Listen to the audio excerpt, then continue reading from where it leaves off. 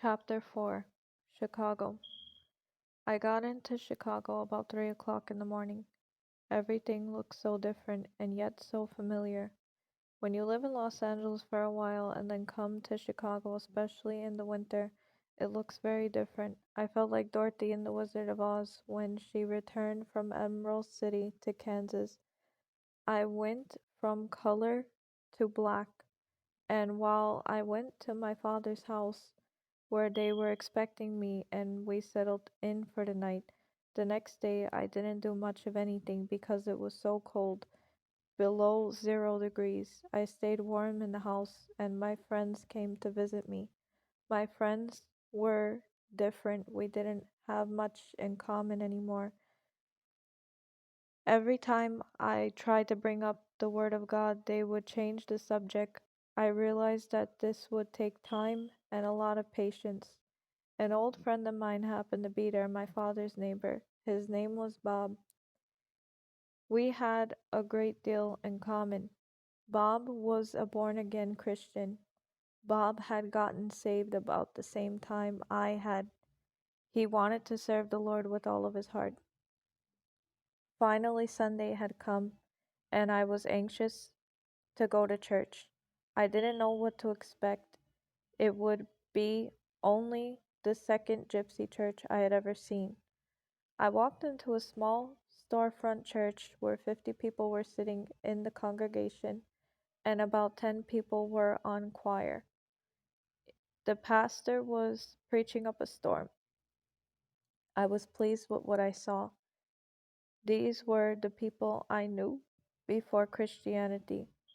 I was happy to see that they were all saved, but I was disappointed because there were not more people there. The service was good and everyone gave me a warm welcome. After church, I went to my father's house.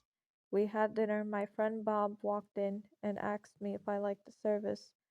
I liked the service very much, but there needs to be more people in it. The service, he agreed. It's a large city. Would you like to help me? I said yes, I will help you. That's why I'm here. About 3 weeks later, I had still not been able to go out and look for an apartment because the weather was so severe. The temperature never rose above 0 the whole month. My truck was parked in front of my father's house. I couldn't even empty it out because of the cold. My belongings stayed in the truck for all that time. The weather had gotten to me. I was depressed when I witnessed to all my friends and called them to church. They would say they would come, but they didn't understand the preaching of the American pastor. I knew that it was a poor excuse because he was a good preacher. Now I was frustrated. I had been in Chicago for more than 6 weeks and not accomplished anything. I couldn't find an apartment. My kids were getting cabin fever. They were not used to staying in the house for so long. I tried sharing with my father and brother how a church should run, but they didn't understand. We would end up arguing. I guess I wanted to build Rome in a day.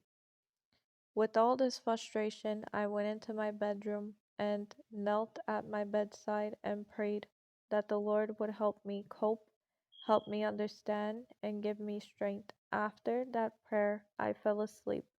It was a deep sleep. The Lord was showing me a basket filled with fruit. I had never seen it before in real life. It is called the Horn of Plenty. The horn basket was filled with every kind of fruit. As I looked into the basket, each fruit would come at me one at a time. Although they were coming straight at me, they did not hurt me, but it felt warm and soothing as they were touching me. I didn't understand, but it felt very good. Then I heard myself in the dream. I was speaking in tongues. I woke up and couldn't stop speaking in tongues.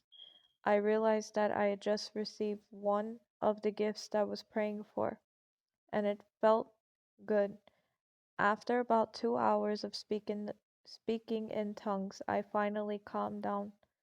Lord, Why did I receive my tongues in a dream? Most of my friends received them in church or at a Bible study. The Lord told me that although I had prayed for the gift of tongues, for a long time I had prayed with my mind, not my heart. Many times He wanted to give me the gift, but my mind got in the way. You see, the Lord was right, because in church, when you feel that the Lord is bringing on the gift, the first thing you tell yourself is, these are not my words, they belong to someone else. They sound like someone else's words, or they sound like grumbling, and your mind will convince you that they are not real. You see, the Lord allowed me to sleep so He could heal my heart, not my mind, and I received the gift. Now I was waiting for my other gift, discerning of spirits. Now, once again, the Lord encouraged me the next day.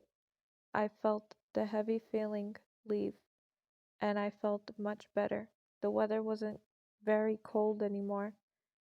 The cold spell was broken. A short time later, I found an apartment and moved in, only 3 blocks from my father's house. I was settled in my apartment when my friend Bob came to visit me. Pastor McLean wants to start a Bible study at his home in Indiana. Do you want to go with me to the Bible study? I asked him, when will this Bible study take place? Tomorrow night at 7 o'clock. Do you want me to pick you up? I said yes, I want to go. Pick me up.